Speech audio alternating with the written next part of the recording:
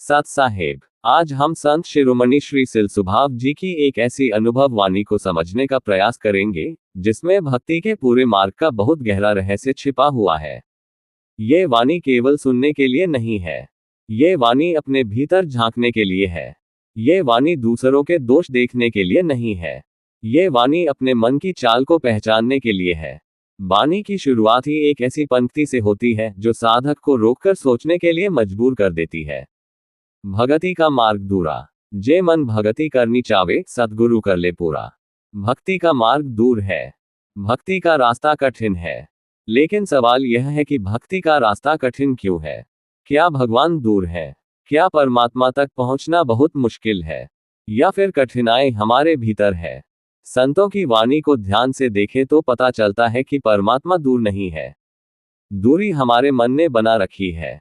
हमारा मन संसार में हजारों दिशाओं में भागता रहता है। कभी धन के पीछे, कभी मान सम्मान के पीछे, कभी परिवार के मोह में, कभी अपनी इच्छा पूरी करने के पीछे, कभी दूसरे से आगे निकलने की दौड़ में, कभी किसी की प्रशंसा पाने के लिए, कभी किसी से बदला लेने के लिए, और कभी अपने ही विचारों के जाल में। ऐसे मन को एक जगह टिकाना ही सबसे बड़ी साधना है। इसीलिए संत कहते हैं कि भक्ति का मार्ग कठिन है, क्योंकि भक्ति बाहर की यात्रा नहीं है। भक्ति भीतर की यात्रा है। बाहर की यात्रा में रास्ता दिखाई देता है, लेकिन भीतर की यात्रा में मनुष्य को अपने ही मन के अंधेरे रास्तों से गुजरना पड़ता है। वहां कोई नक्शा नहीं होता।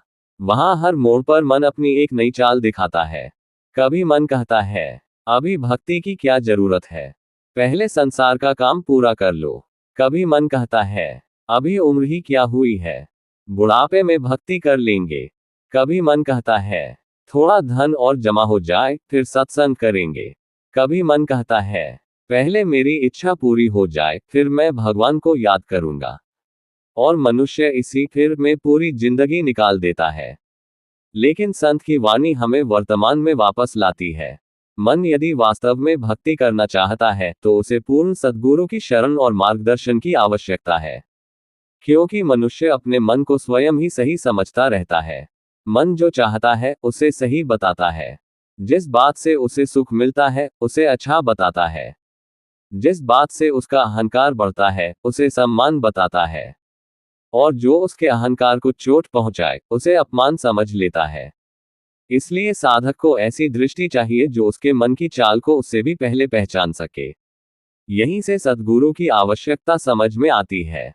सद्गुरु का अर्थ केवल किसी व्यक्ति के सामने बैठ जाना नहीं है। सद्गुरु का मार्गदर्शन वह है जो मनुष्य को अपने भीतर का सत्य देखने की दिशा दे, जो उसे यह समझाए कि संसार को बदलने से पहले स्वयं को बदलना होगा। अब आइए पहली कड़ी पर चलते हैं। संत कहते हैं, भगति है या पहाड़ समाना, बिकटा पंथ करूरा। भगति लेगा संत सुरमा, खाजे चक्र अधूरा। भक्ति को पहाड़ के समान बताया गया है।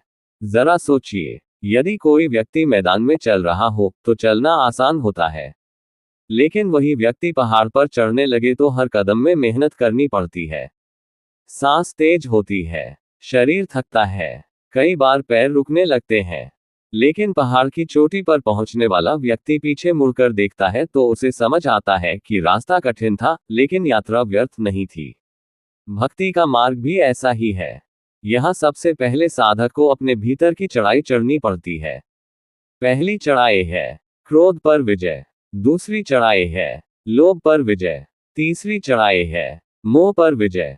चौथी चढ़ाई है अहंकार पर विजय।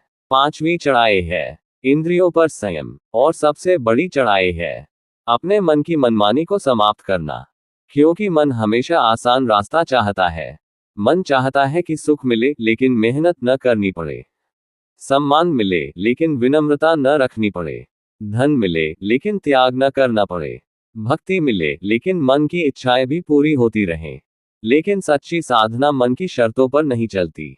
साधना में साधक को स्वयं बदलना पड़ता है। यही कारण है कि संत भक्ति को कठिन मार्ग कहते हैं। अब एक बहुत महत्वपूर्ण बात समझिए। भक्ति कठिन है लेकिन इसका मतलब यह नहीं कि भक्ति केवल जंगल जाने वाले व्यक्ति के लिए है। भक्ति घर में रहकर भी हो सकती है, व्यापार करते हुए भी हो सकती है, परिवार में रहते हुए भी हो सकती है, अपने काम को ईमानदारी से करते हुए भी हो सकती है, लेकिन अंतर मन की स्थिति का है। यदि व्यक्ति संसार में रहते हुए भी संसार को अपने मन का मालिक नहीं बनने देता, तो वह साधना के मार्ग पर चल सकता है। और यदि कोई व्यक्ति बाहर से बहुत धार्मिक दिखाई दे, लेकिन भीतर से लोभ, क्रोध, ईर्ष्या और अहंकार में डूबा हुआ हो, तो केवल बाहरी रूप से भक्ति पूर्ण नहीं हो जाती। यही संतों की शिक्षा का एक गहरा पक्ष है। सच्ची भक्ति व्यक्ति के व्यवहार में दिखाई देती है। वह किसी कमजोर व्यक्ति से कैसे बात करता है, वह अपने से छोटे व्यक्ति के साथ कैसा व्यवहार करता है, जब उसके पास शक्ति होती है तो वह उसका उपयोग कैसे करता है, जब उसे किसी दूसरे से लाभ मिल सकता है तो क्या वह न्याय करता है, जब कोई उसकी प्रशंसा करता है तो क्या उसका अहंकार बढ़ता है, और जब कोई उसकी आलोचना करता है तो क्या उसका मन जल उठता है। यही साधक की परीक्षा होती है। अब वाणी कहती है, भगति लेगा संत सूरमा। संत सूरमा ही इस मार्ग को पार कर सकता है। सूरमा का अर्थ केवल वीर योद्धा नहीं है। सबसे बड़ा योद्धा वह है जो अपने भीतर की बुराइयों से युद्ध कर सके। दुनिया को जीतना आसान है, अपने मन को जीतना कठिन है। दूसरे को चुप कराना आसान है, अपने भीतर उठते क्रोध को शांत करना कठिन है। दूसरे की गलती बताना आसान है, अपनी गलती स्वीकार करना कठिन है। दूसरे को उपदेश देना आसान है, अपने जीवन में वही उपदेश लागू करना कठिन है। इसलिए सच्ची भक्ति साहस मांगती है। अपने भीतर देखने का साहस, अपनी कमजोरी स्वीकार करने का साहस, अपनी गलती मानने का साहस, और जरूरत पड़ने पर अपनी पुरानी आदतों को छोड़ने का साहस। अब दूसरी कड़ी में संत कहते हैं, भगति ने जगती क्या जाने, जाने संत जमुरा। सच्चित आनंद निर्मल नैना, सन्मुख झिल के नूरा। यहाँ संसार और संत की दृष्टि के बीच का अंतर बताया गया है। संसार किसी व्यक्ति की भक्ति को बाहरी चीजों से माप सकता है, लेकिन संत मन की अवस्था को देखते हैं। संसार पूछ सकता है, तुम कितनी देर पूजा करते हो, कितनी माला फेरते हो, कितने तीर्थ किए, कितने धार्मिक कार्यक्रमों में गए। लेकिन संत पूछेंगे, तुम्हारे मन में कितना क्रोध बचा है, तुम्हारे भीतर कितना लोभ बचा है। तुम दूसरों की सफलता देखकर खुश होते हो या जलते हो। तुम किसी गरीब को देखकर उसके प्रति दया रखते हो या उसे छोटा समझते हो। तुम्हें अपमान मिले तो तुम्हारा मन क्या करता है। यही वास्तविक परीक्षा है। सत, चित और आनंद, इन शब्दों को केवल बोलने के लिए नहीं, अनुभव करने के लिए कहा गया है। जब मन सत्य की ओर जाता है तो झूठे दिखावे का बोझ कम होने लगता है। जब चित्त शांत होने लगता है तो व्यक्ति हर समय प्रतिक्रिया देना बंद करता है। और जब भीतर शांति बढ़ती है तो आनंद बाहर की वस्तुओं पर निर्भर नहीं रहता। आज मनुष्य का सुख बहुत हद तक परिस्थितियों पर निर्भर हो गया है। पैसा मिला तो खुशी, प्रशंसा मिली तो खुशी, अपनी इच्छा पूरी हुई तो खुशी, मन के अनुसार काम हुआ तो खुशी। लेकिन अगर परिस्थिति बदल गई तो वही व्यक्ति दुखी हो जाता है। संत जिस आनंद की ओर संकेत करते हैं, वह इससे अलग है। वह आनंद मन की स्थिरता से जुड़ा है। अब निर्मल नैना को समझिए। निर्मल आंखों का अर्थ केवल साफ आंखें नहीं है, यह एक आध्यात्मिक प्रतीक भी समझा जा सकता है। जिसकी दृष्टि लोभ से भरी है, उसे हर जगह अपना फायदा दिखाई देगा। जिसकी दृष्टि ईर्ष्या से भरी है, उसे दूसरे की खुशी भी दुख देगी। जिसकी दृष्टि अहंकार से भरी है, उसे हर जगह अपना महत्व दिखाई देगा। लेकिन जब दृष्टि निर्मल होती है तो संसार को देखने का तरीका बदल जाता है। तब मनुष्य दूसरों को केवल उपयोग की वस्तु नहीं समझता, वह उनके दुख को भी महसूस करता है।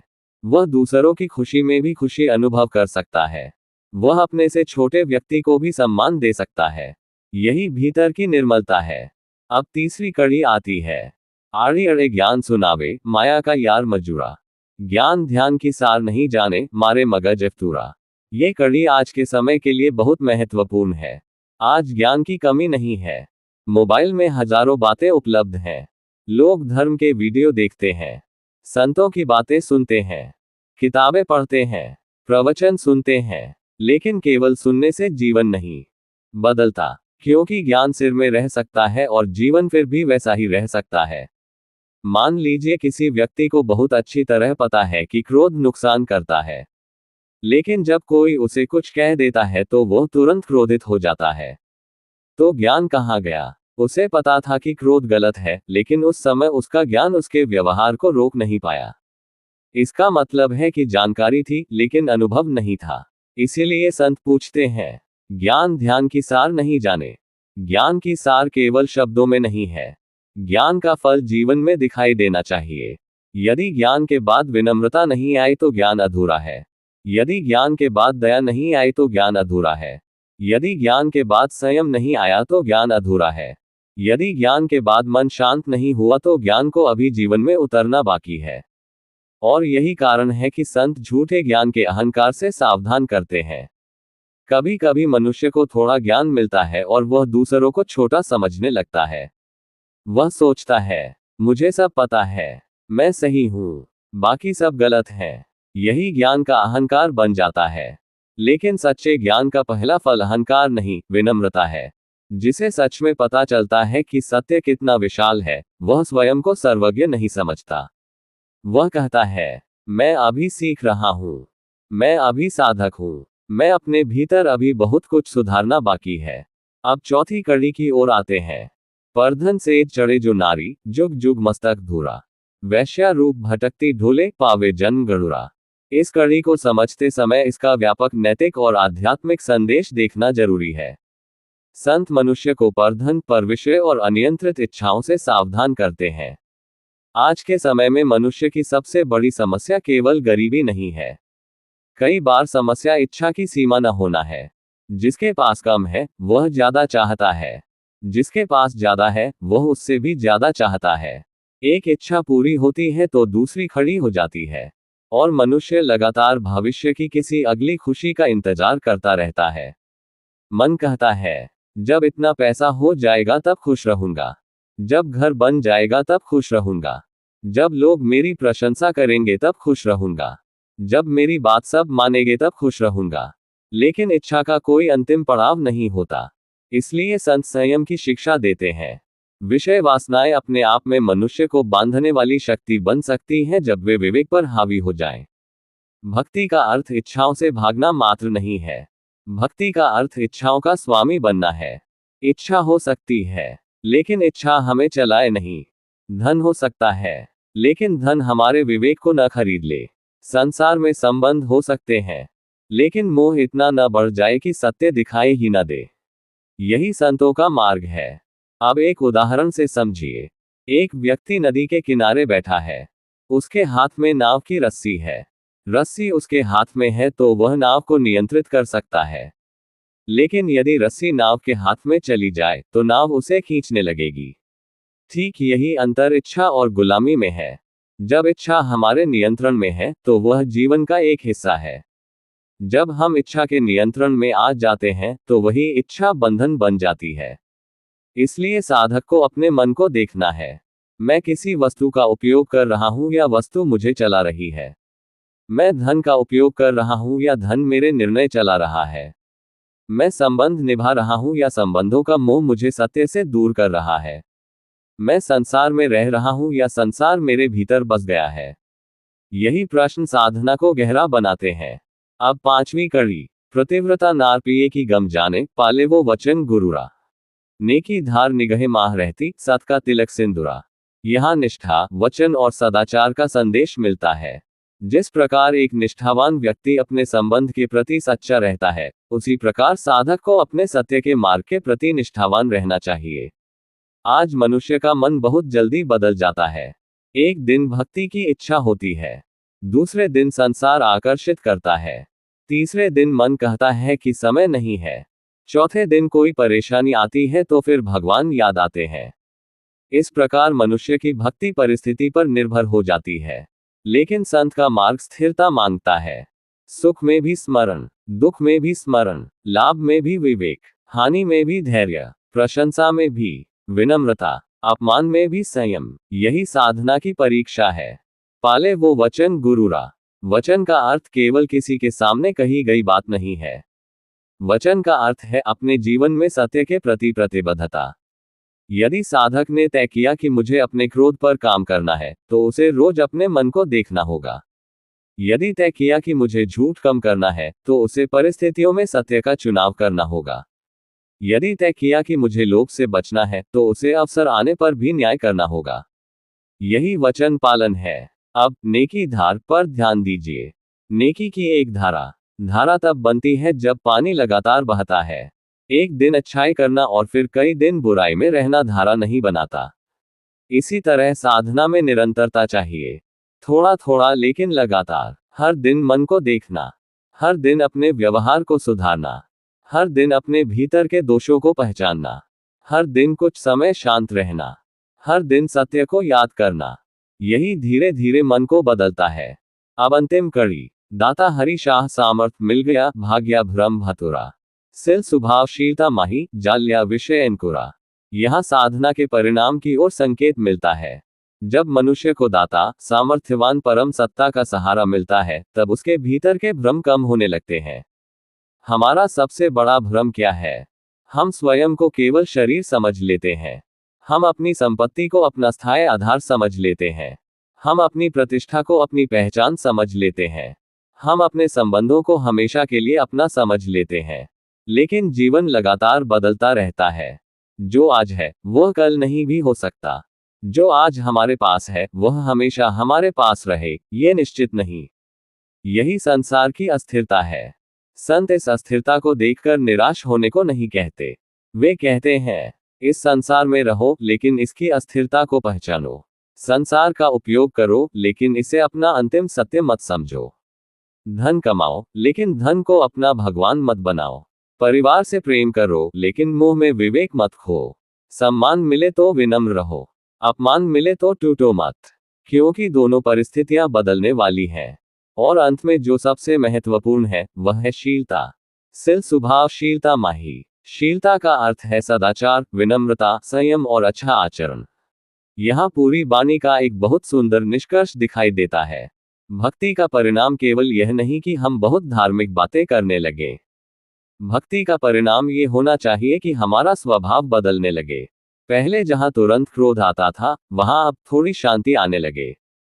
पहले जहां ईर्ष्या होती थी वहां अब शुभकामना आने लगे।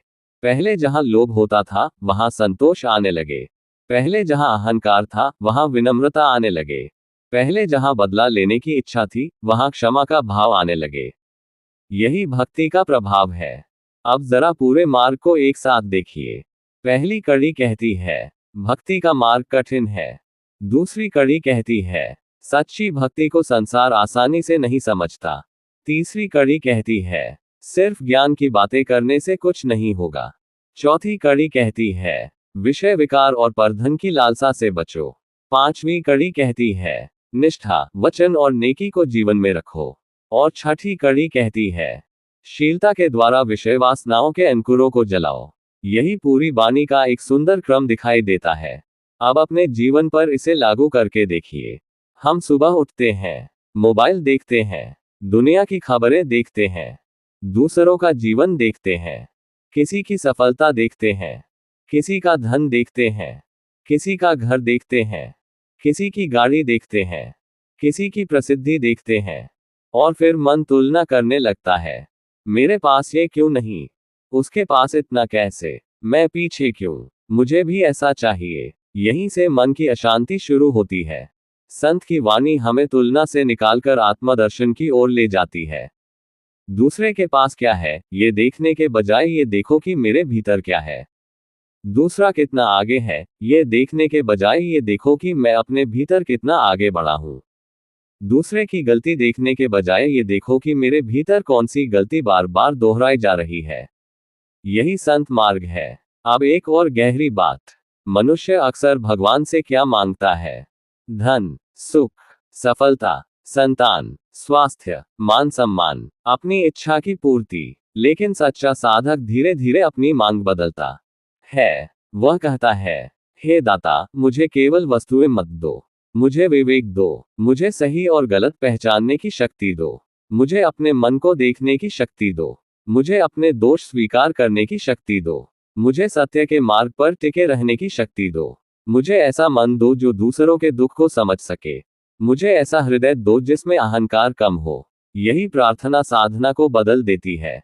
क्योंकि जब मांग बदलती है तब मन की दिशा बदलती है। अब सोचिए, यदि किसी व्यक्ति के पास बहुत धन है लेकिन मन अशांत है, तो क्या वह वास्तव में सुखी है? यदि किसी व्यक्ति के पास बहुत सम्मान है लेकिन भीतर डर है कि लोग उसका सम्मान करना बंद न कर दें, तो क्या वह स्वतंत्र है? यदि किसी व्यक्ति के पास बहुत ज्ञान है लेकिन वह हर किसी को नीचा समझता है, तो क्या उसका ज्ञान उसे मुक्त कर रहा है? और यदि किसी साधारण व्यक्ति के पास बहुत कम है लेकिन उसका मन शांत है, वह ईमानदार है, संतोषी है और सत्य के मार्ग पर चलता है, तो क्या वह भीतर से गरीब है? संतों की दृष्टि में असली संपत्ति मन की शुद्धता है, असली सम्मान चरित्र है, असली ज्ञान आत्मबोध की दिशा है, और असली भक्ति अपने भीतर परिवर्तन है। इसीलिए भक्ति का मार्ग पहाड़ जैसा बताया गया है। पहाड़ पर चढ़ते समय व्यक्ति को अपना सामान कम करना पड़ता है। बहुत ज्यादा बोझ लेकर पहाड़ पर चढ़ना मुश्किल है। ठीक इसी तरह आध्यात्मिक यात्रा में भी मन का बोझ कम करना पड़ता है। पुरानी शिकायतों का बोझ, पुराने बदले का बोझ, अहंकार का बोझ, लोभ का बोझ, ईर्ष्या का बोझ, दिखावे का बोझ, दूसरों से तुलना का बोझ। जब ये बोझ कम होता है तब यात्रा आसान होने लगती है। अब एक बात और, सद्गुरु की आवश्यकता क्यों कही गई? क्योंकि मनुष्य का मन स्वयं को धोखा देने में बहुत माहिर है। वह गलत काम को सही साबित कर सकता है। वह अपनी गलती के लिए हजार कारण बना सकता है। वह कह सकता है, मैंने यह इसलिए किया क्योंकि सामने वाले ने मुझे मजबूर किया। मैं क्रोधित इसलिए हुआ क्योंकि उसने मुझे गुस्सा दिलाया। मैंने झूठ इसलिए बोला क्योंकि परिस्थिति ऐसी थी। मैंने लालच इसलिए किया क्योंकि सब करते हैं। इस तरह मन हमेशा स्वयं को निर्दोष साबित करता रहता है। सद्गुरु की वाणी उस भ्रम को तोड़ती है। वह कहती है, पहले स्वयं को देखो, अपने भीतर की जिम्मेदारी स्वीकार करो। यही आत्मसाधना की शुरुआत है। और जब साधक अपने भीतर की जिम्मेदारी स्वीकार करता है, तभी वास्तविक परिवर्तन शुरू होता है। अब संत सूरमा को फिर से याद कीजिए। संत सूरमा कौन है? वह व्यक्ति नहीं जो दुनिया में प्रसिद्ध हो। वह व्यक्ति है जो अपने मन के सामने हार नहीं मानता। मन कहता है, क्रोध करो। वह कहता है, नहीं, मैं पहले शांत रहूंगा। मन कहता है, बदला लो। वह कहता है, नहीं, मैं विवेक से काम लूंगा। मन कहता है, दूसरे की चीज देखकर जलो। वह कहता है, नहीं, मैं अपनी मेहनत पर ध्यान दूंगा। मन कहता है, झूठ बोल दो। वह कहता है, नहीं, सत्य कठिन है लेकिन मैं सत्य चुनूंगा। यही वीरता है, और यही भक्ति की वास्तविक परीक्षा है। अब आप अपने जीवन में एक छोटा प्रयोग कर सकते हैं। अगली बार जब आपको कोई व्यक्ति क्रोधित करे, तुरंत उत्तर मत देना। कुछ क्षण रुक जाना, अपने मन को देखना, मन में उठते शब्दों को देखना, क्रोध की गर्मी को देखना, और फिर अपने आप से पूछना, क्या मेरा उत्तर मेरे मन को और अशांत करेगा या शांत करेगा? यही एक छोटा अभ्यास भी साधना बन सकता है। इसी प्रकार अगली बार जब किसी दूसरे की सफलता देखकर मन में ईर्ष्या आए, तो तुरंत उस भावना को दबाने की जरूरत नहीं। पहले उसे पहचानो। कहो, हाँ, मेरे भीतर ईर्ष्या उठ रही है। फिर स्वयं से पूछो, मैं इससे क्या सीख सकता हूँ? क्या मैं अपनी मेहनत बढ़ा सकता हूँ? क्या मैं उस व्यक्ति की सफलता को स्वीकार कर सकता हूँ? यह मन को धीरे धीरे बदलने का मार्ग है। साधना हमेशा बड़ी बड़ी घटनाओं से नहीं होती, छोटे छोटे क्षणों में होती है। घर में, काम पर, बाजार में, रास्ते में, किसी विवाद के समय, किसी लालच के समय, किसी अपमान के समय, किसी प्रशंसा के समय। यही हमारे वास्तविक सत्संग है। क्योंकि किताब बंद करने के बाद हमारा व्यवहार ही बताता है कि हमने क्या सीखा। अब तीसरी कड़ी का एक और पहलू समझिए। ज्ञान और ध्यान की चर्चा बहुत लोग करते हैं, लेकिन ध्यान का अर्थ केवल आंखें बंद करके बैठना नहीं है। ध्यान का एक अर्थ ये भी है कि मनुष्य अपने भीतर क्या चल रहा है उसे देख सके। जब क्रोध उठे उसे देखना, जब लोभ उठे उसे देखना, जब डर उठे उसे देखना, जब अहंकार उठे उसे देखना, जब किसी की प्रशंसा की भूख उठे उसे देखना। मन को देखना ही मन को समझने की शुरुआत है, और मन को समझना ही धीरे धीरे मन से ऊपर उठने की शुरुआत हो सकती है। संतों की वाणी का उद्देश्य हमें केवल शब्द याद करवाना नहीं है। उद्देश्य है कि शब्द हमारे भीतर दर्पण बन जाएं। जब हम इस वाणी को सुने तो हमें दूसरों की गलती याद नहीं आनी चाहिए, हमें अपना मन याद आना चाहिए। यही इसकी सबसे बड़ी उपयोगिता है। अब एक बहुत सुंदर प्रश्न, क्या भक्ति करने वाले व्यक्ति को संसार छोड़ देना चाहिए? इस वाणी को समझते हुए इसका उत्तर यह हो सकता है कि संसार छोड़ने से पहले संसार के प्रति अपने मन के बंधन को समझना जरूरी है। घर छोड़ना आसान है, मोह छोड़ना कठिन है। स्थान छोड़ना आसान है, अहंकार छोड़ना कठिन है। लोगों से दूर होना आसान है, मन की शिकायतों से दूर होना कठिन है। इसलिए सच्चा त्याग केवल बाहरी त्याग नहीं, सच्चा त्याग भीतर की आसक्ति को समझने का नाम भी है। आप घर में रहें, अपना काम करें, अपने परिवार की जिम्मेदारी निभाएं, लेकिन भीतर यह समझ रखें कि संसार परिवर्तनशील है। यही विवेक साधक को संतुलित रखता है। अब विषय अंकुर पर ध्यान दीजिए। अंकुर बहुत छोटा होता है। एक छोटी सी इच्छा भी यदि बार बार पोषित की जाए तो आगे चलकर बड़ी आदत बन सकती है। पहले केवल थोड़ा क्रोध, फिर रोज क्रोध, फिर स्वभाव क्रोधी, पहले थोड़ा लोभ, फिर अधिक पाने की इच्छा, फिर संतोष खत्म, पहले छोटी सी ईर्ष्या, फिर दूसरों की सफलता से लगातार दुख। इसलिए संत अंकुर की बात करते हैं, बुराई जब छोटी हो तभी पहचान लो, क्रोध का पहला क्षण पकड़ लो, लोभ की पहली इच्छा पहचान लो, अहंकार का पहला संकेत पहचान लो। यही साधना है, क्योंकि पेड़ बनने के बाद उसे काटना कठिन होता है, लेकिन अंकुर में ही उसे पहचान लिया जाए तो काम आसान हो सकता है।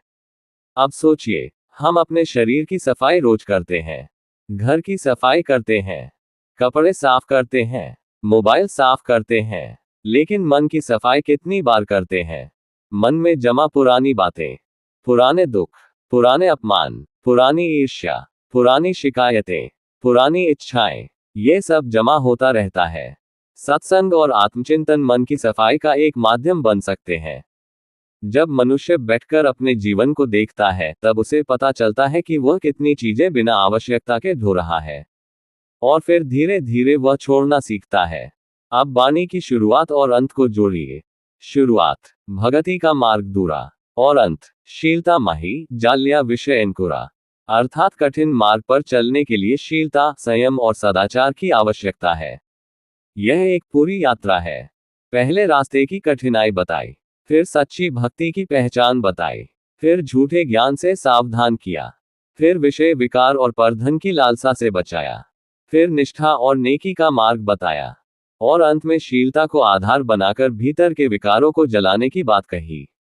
यानी वाणी केवल उपदेश नहीं है, ये साधक के लिए एक क्रम भी प्रस्तुत करती है। पहचानो, समझो, संयम रखो, निष्ठावान बनो, शीलता धारण करो, और भीतर के विकारों को कम करो। अब अपने आप से एक सवाल पूछिए, मैं भक्ति क्यों करना चाहता हूँ? क्या इसलिए कि मेरी कोई इच्छा पूरी हो जाए? क्या इसलिए कि लोग मुझे धार्मिक समझें? क्या इसलिए कि मुझे सम्मान मिले? या इसलिए कि मैं वास्तव में अपने भीतर शांति चाहता हूँ? ये प्रश्न बहुत महत्वपूर्ण है, क्योंकि हमारी भक्ति का उद्देश्य हमारी यात्रा की दिशा तय करता है। यदि उद्देश्य केवल संसार की इच्छा पूरी करवाना है तो हम इच्छा के साथ बंधे रहेंगे, लेकिन यदि उद्देश्य अपने मन को समझना और सत्य की ओर जाना है तो हमारी साधना धीरे धीरे गहरी हो सकती है। संत शिरोमणि श्री सिलसुभाव जी की यह अनुभव वाणी हमें बाहरी दिखावे से भीतर की सच्चाई की ओर ले जाती है। ये कहती है, भक्ति बोलने की चीज नहीं, जीने की चीज है। ज्ञान दिखाने की चीज नहीं, जीवन बदलने की चीज है। सद्गुरु का नाम लेने की चीज नहीं, उनके बताए सत्य को जीवन में उतारने की प्रेरणा है। और सत्संग केवल सुनने की चीज नहीं, सुनकर अपने मन में उतारने की चीज है। अब इस पूरी वाणी को सुनने के बाद यदि हमारे भीतर एक भी प्रश्न पैदा हो जाए, क्या मेरे भीतर क्रोध ज्यादा है? क्या मैं दूसरों से बहुत तुलना करता हूँ? क्या मुझे धन की चिंता बहुत सताती है? क्या मैं प्रशंसा का भूखा हूँ? क्या मैं आलोचना सहन नहीं कर पाता? क्या मैं अपने दोषों को देखने के बजाय दूसरों के दोष देखता हूँ? क्या मेरा ज्ञान मेरे व्यवहार में दिखाई देता है? तो समझिए कि यह वाणी हमारे भीतर काम करना शुरू कर चुकी है। क्योंकि आध्यात्मिक यात्रा का पहला कदम उत्तर पाना नहीं है, पहला कदम सही प्रश्न पूछना है। और सबसे बड़ा प्रश्न है, मैं वास्तव में कौन हूँ? मैं संसार में क्या खोज रहा हूँ? और जो कुछ खोज रहा हूँ, क्या वह मुझे वास्तव में स्थायी शांति दे सकता है? इन प्रश्नों पर मनुष्य जितना गहराई से सोचता है, उतना ही उसे संसार की अस्थिरता और भीतर की शांति के बीच का अंतर समझ आने लगता है। भक्ति का मार्ग इसी समझ से गहरा होता है। अब अंत में एक बार फिर पूरी वाणी की शिक्षा को अपने शब्दों में याद कर लेते हैं। भक्ति का मार्ग कठिन है, इसलिए धैर्य चाहिए। भक्ति को संसार नहीं समझता, इसलिए दिखावे की आवश्यकता नहीं। केवल ज्ञान की बातें पर्याप्त नहीं, इसलिए ज्ञान को जीवन में उतारना होगा। विषय वासनाएं और लालच मन को बांधते हैं, इसलिए संयम आवश्यक है।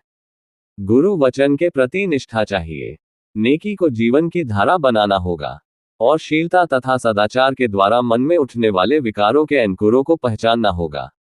यही इस अनुभव वाणी की साधना है। यदि कोई व्यक्ति आज से केवल एक बात अपने जीवन में उतार ले, पहले अपने मन को देखूंगा, तो उसके जीवन में बहुत बड़ा परिवर्तन शुरू हो सकता है। क्योंकि हम दुनिया को बदलने की कोशिश बहुत करते हैं, लेकिन यदि मन बदल जाए तो दुनिया को देखने का हमारा तरीका बदल जाता है। वही व्यक्ति जो कल हमें दुश्मन लगता था, आज उसकी परिस्थिति समझ में आ सकती है। वही परिस्थिति जो कल बहुत बड़ी समस्या लगती थी, आज छोटी लग सकती है। वही धन जो कल जीवन का आधार लगता था, आज केवल साधन दिखाई दे सकता है। वही सम्मान जिसकी कल बहुत चिंता थी, आज उतना महत्वपूर्ण नहीं लगता। और यही भीतर की स्वतंत्रता की शुरुआत है। सच्चा साधक संसार से भागता नहीं, वह संसार को समझता है। वह जिम्मेदारियां निभाता है, लेकिन अपने भीतर यह जागरूकता रखता है कि उसका अंतिम आधार केवल बाहरी वस्तुएं नहीं है। वह अपने मन को सत्य की ओर मोड़ने का प्रयास करता है। इसीलिए संत कहते हैं, भक्ति का मार्ग पहाड़ जैसा है, लेकिन पहाड़ की चढ़ाई एक एक कदम से पूरी होती है। आपको आज पूरी चोटी पर नहीं पहुंचना, आज केवल एक कदम उठाना है। आज क्रोध में थोड़ा संयम, आज झूठ की जगह सत्य, आज ईर्ष्या की जगह शुभ भावना, आज लोभ की जगह संतोष, आज अहंकार की जगह विनम्रता, आज किसी दुखी व्यक्ति के लिए दया, आज अपने भीतर की एक गलती को स्वीकार करना। यही छोटे कदम मिलकर बड़ी यात्रा बनाते हैं, और यही भक्ति की वास्तविक शुरुआत है। इसलिए यदि आपका मन भक्ति करना चाहता है, तो केवल शब्दों में मत कहिए, अपने जीवन में इसका प्रमाण देना शुरू कीजिए। मन को देखिए, अपने व्यवहार को देखिए, अपने विचारों को देखिए, अपने शब्दों को देखिए, अपने कर्मों को देखिए, और जहां गलती मिले वहीं से सुधार शुरू कीजिए। क्योंकि कोई भी साधक एक दिन में पूर्ण नहीं होता। साधना धीरे धीरे होती है। जैसे सूर्योदय धीरे धीरे अंधकार को हटाता है, वैसे ही विवेक धीरे धीरे मन के भ्रम को कम करता है। जैसे दीपक छोटा होता है लेकिन अंधकार में प्रकाश देता है, वैसे ही सत्य की छोटी सी समझ भी जीवन की दिशा बदल सकती है। और जब साधक बार बार सत्य की ओर लौटता है, तो मन की पुरानी आदतें धीरे धीरे कमजोर होने लगती हैं। यही भीतर की यात्रा है, यही भक्ति की यात्रा है, यही संतों की वाणी को सुनने का वास्तविक उद्देश्य है। आज की इस अनुभव वाणी को सुनते हुए अपने मन में एक संकल्प जरूर रखें। मैं केवल दूसरों को सुधारने की कोशिश नहीं करूंगा, मैं अपने मन को भी देखूंगा। मैं केवल ज्ञान की बातें नहीं करूंगा, मैं अपने व्यवहार में ज्ञान उतारने का प्रयास करूंगा। मैं केवल सद्गुरु का नाम नहीं लूंगा, मैं उनके बताए सत्य को अपने जीवन में समझने का प्रयास करूंगा। मैं केवल भक्ति की इच्छा नहीं करूंगा, मैं अपने भीतर से उन चीजों को पहचानने का प्रयास करूंगा जो मुझे भक्ति से दूर ले जाती है। और सबसे महत्वपूर्ण, मैं अपने मन की हर चाल को अंतिम सत्य नहीं मानूंगा। क्योंकि मन बदलता रहता है, इच्छाएं बदलती रहती हैं, परिस्थितियां बदलती रहती हैं, लेकिन सत्य की खोज में लगाया गया प्रत्येक सच्चा कदम साधक को भीतर से मजबूत करता है। यही कारण है कि संतों की वाणी सदियों से मनुष्य को भीतर देखने के लिए प्रेरित करती रही है।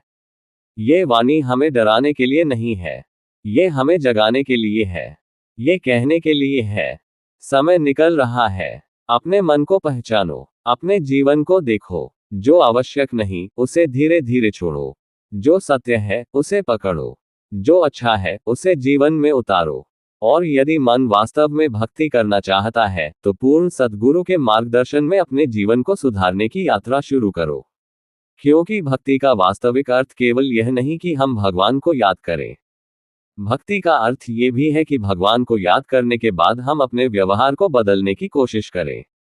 यदि स्मरण से मन शांत हो रहा है तो भक्ति आगे बढ़ रही है। यदि सत्संग से अहंकार कम हो रहा है तो भक्ति आगे बढ़ रही है। यदि ज्ञान से दया बढ़ रही है तो भक्ति आगे बढ़ रही है। यदि गुरु वाणी से संयम बढ़ रहा है तो भक्ति आगे बढ़ रही है।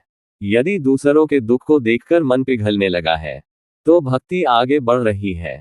और यदि धीरे धीरे मनुष्य अपने भीतर की बुराइयों को पहचानने लगा है तो समझिए कि यात्रा शुरू हो चुकी है।